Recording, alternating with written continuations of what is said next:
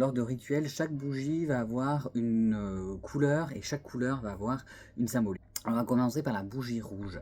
Ça va être une bougie qui va être utilisée pour ses énergies de vitalité, de passion, d'action aussi. Elle va servir pour les rituels, alors je vois venir les rituels d'amour, mais pas forcés, on est d'accord, plutôt pour aller mettre cette énergie-là, mais qui quand elle existe déjà, hein, c'est pas pour forcer quelqu'un. Elle peut aussi renforcer la confiance en soi et donner de l'énergie dans de nouveaux projets. Donc c'est une couleur qui va avoir beaucoup de force. La bougie orange va être utilisée pour de la créativité, pour l'ambition et pour son côté joyeux, donc pour apporter un petit peu de joie. Elle est reliée au chakra sacré. Ah oui, d'ailleurs, j'ai oublié de vous dire pour la bougie rouge, elle va être reliée au chakra racine, mais ou sacré. Franchement, pour moi, c'est les deux. La bougie orange, ça sera plus sacré, et donc pour tout ce qui est joie, créativité, pour favoriser le succès dans le milieu professionnel ou créatif d'ailleurs, pour attirer les opportunités. Elle peut être intéressante à faire brûler avant un entretien ou quand on commence un projet créatif. La bougie jaune, donc c'est la connaissance, la clarté et la communication, mais aussi la joie, la bonne humeur. Ça va être un petit peu comme les pierres. Elle va être reliée au chakra du plexus solaire. Donc pour moi, ça va être quand même, il va y avoir quand même de la joie, de la bonne humeur. Elle va être utilisée pour favoriser la concentration, pour favoriser la créativité, enfin tout ça dans la créativité, renforcer tout ce qui est intellect et se centrer. Donc à utiliser si vous avez un moment où il faut que vous vous centrez vraiment pour un examen, pour réviser quelque chose, enfin voilà, pour tout ce genre de projet-là. La bougie verte, donc elle va être reliée au chakra du cœur, elle va représenter tout ce qui est guérison, abondance, harmonie. Elle va être utilisée pour les rituels de guérison, de prospérité ou de paix intérieure. En fait, on pourrait la relier un petit peu à l'aventurine verte. En fait, elles peuvent se relier. En fait, si vous arrivez à relier les bougies avec certaines pierres, ça fonctionne. Ça marche, en fait, ça fait des moyens mémotechniques. Vous pourrez l'utiliser pour la guérison aussi bien émotionnelle que physique.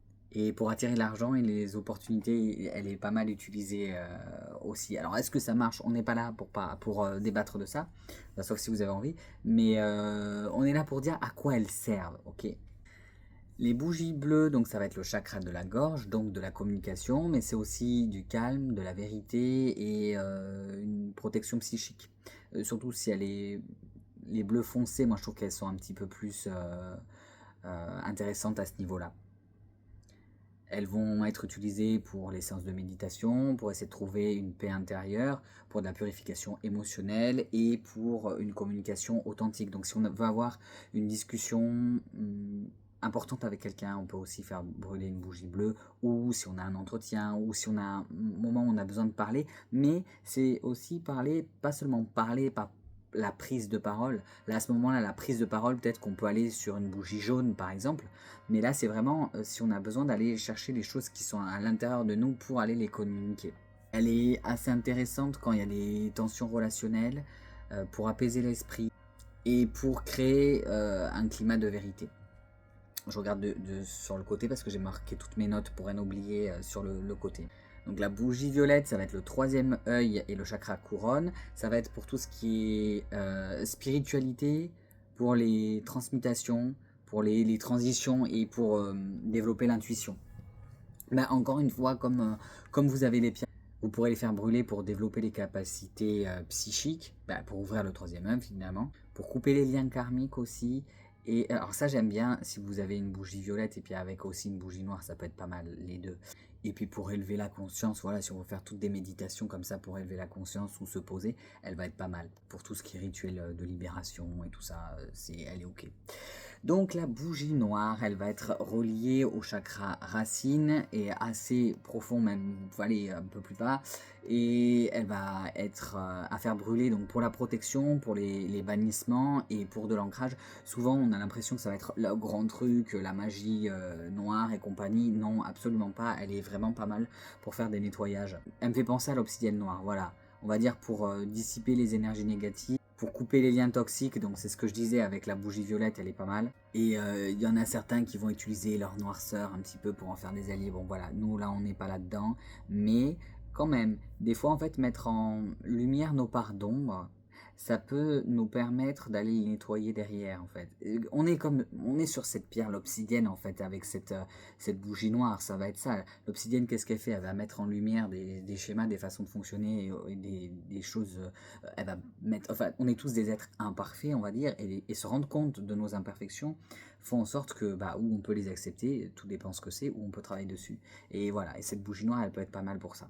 Donc elle va être bien pour des nettoyages profonds et pour les rituels de protection et pour les retours à soi finalement, se retrouver, à être en introspection, faire un nettoyage.